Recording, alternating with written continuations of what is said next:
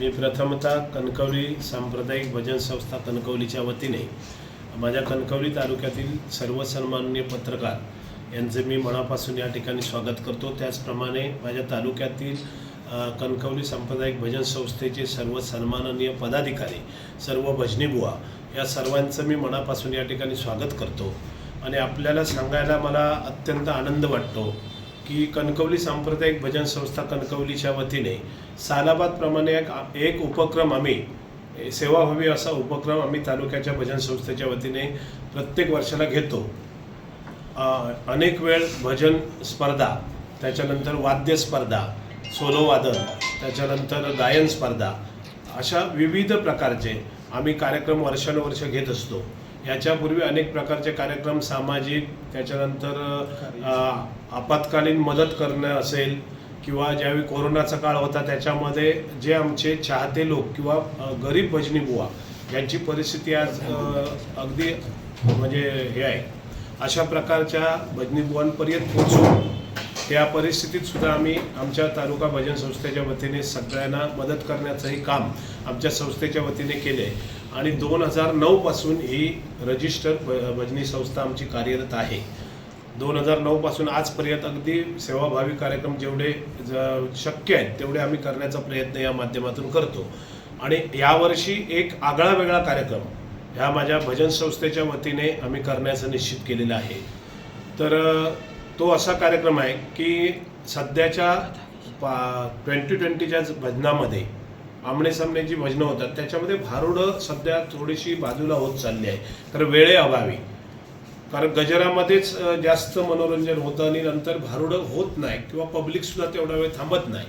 म्हणून आपल्याला आपला जर धर्म टिकवायचा असेल, आपली संस्कृती जतन करायची असेल, आपल्या पुढच्या पिढीला जर आदर्श द्यायचा असेल तर आपल्याला पुराणातले दाखले, ग्रंथ, ह्या ज्या सगळ्या गोष्टी आहेत त्या कायम अबाधिअबाद ठेवणं ही आपल्याला खूप हिंदू धर्माच्या दृष्टीने खूप गरज आहे। कारण ग्रंथ जर सुरक्षित राहिले तर आपण राहणार आहोत। कारण ज्याला ग्रंथ कळला त्याला संत कळला, आणि ज्याला संत कळला त्याला भगवंत कळला। आणि म्हणून ग्रंथ आणि पुराणं ही खूप महत्त्वाची आहेत आजच्या पिढीला। आणि माझ्या नवीन सर्व भजनिकांनी सुद्धा त्याचा आदर्श घ्यावा।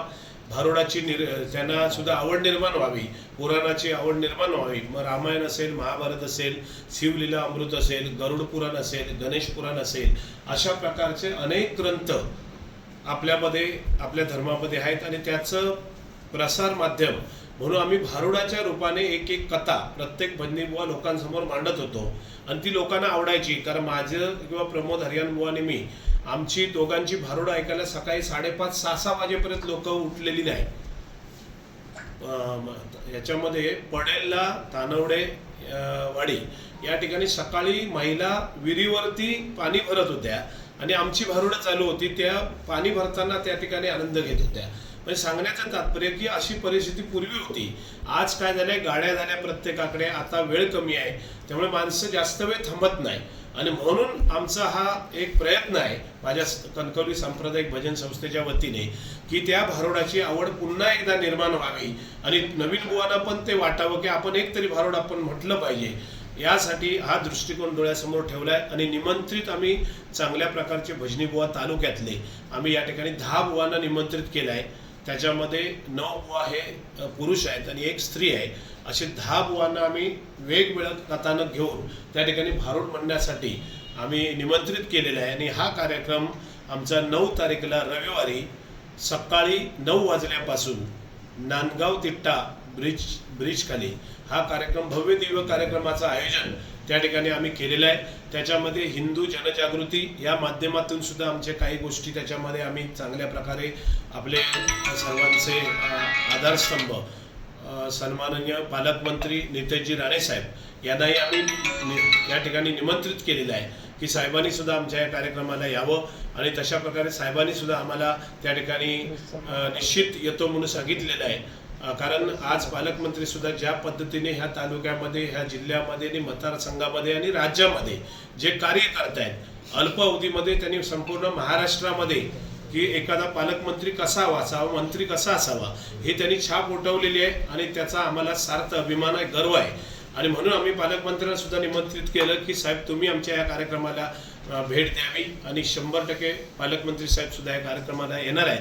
तर आपण सुद्धा या माध्यमातून आमच्या या कार्यक्रमाची प्रसिद्धी करावी आणि संपूर्ण ह्या भारत देशामध्ये आणि महाराष्ट्रामध्ये आमचा हा कार्यक्रम पोहोचला पाहिजे ही अपेक्षा मी माझ्या सर्व पत्रकारांकडे मी करतोय. कारण हा अतिशय भावनिक हा विषय आहे आणि समाज प्रबोधनाचा विषय आहे. त्याच्यामुळे तुम्ही सर्वांनी आम्हाला मोलाचं सहकार्य या माध्यमातून करा असं तुम्हा सगळ्यांना मी या ठिकाणी आव्हान करतो आणि आपल्याला विनंती करतोय की अशा प्रकारचं माध्यम आपण म्हणजे लोकांपर्यंत पोहोचवावं आणि त्यासाठी सहकार्य तुमचं लाभावं यासाठी मी आपल्या सर्वांना निमंत्रित केलं आहे. माझ्या या ठिकाणी वाक्याला तुम्ही मान दिला आणि मोठ्या संख्येने माझ्या तालुक्यातील सगळे पत्रकार आपण या ठिकाणी उपस्थित राहिलात. तुमचे सगळ्यांचे मनापासून मी या ठिकाणी आभार व्यक्त करतो आणि इथेच थांबतो. धन्यवाद. 9:30 वगैरे होतील. 10 वाजता बरोबर आम्ही कार्यक्रम सुरू करणारच. 10 वाजता आणि साहेबांचा टायमिंग जसं येईल त्याच्यानंतर साहेबांच्या हस्ते जो काय तिथे सन्मानपूर्वक जो काय उद्घाटन वगैरे आहे ते आम्ही करू. पण आम्ही एक श्रीफळ वाढून त्या ठिकाणी 10 वाजता आम्ही कार्यक्रमाला सुरुवात करू. कारण 10 बुवांची भारुडं म्हटली की अर्धा पाऊण तासाची भारुडं होणार. तेव्हा प्रत्येकाला तेवढा टायमिंग मिळायला पाहिजे. मध्ये एक 5-10 मिनिटं ते साहित्य लावायला वगैरे. त्याच्यामुळे तेवढे कार्यक्रम जवळजवळ 7-8 वाजेपर्यंत तो संपला पाहिजे याच्यासाठी आमचं नियोजन आहे. आणि प्रत्येकाला एक वेगळं कथानक घ्यायला सांगितलेलं आहे. कोणी रामायणातलं, कोणी महाभारतातलं, कोणी गणेश पुराणातलं, कोणी गरुड पुराणातलं, अशा प्रकारची ती वेगवेगळी हे घेऊन त्याच्यामध्ये त्यांनी चांगल्या प्रकारचं भारूड सादर करावं.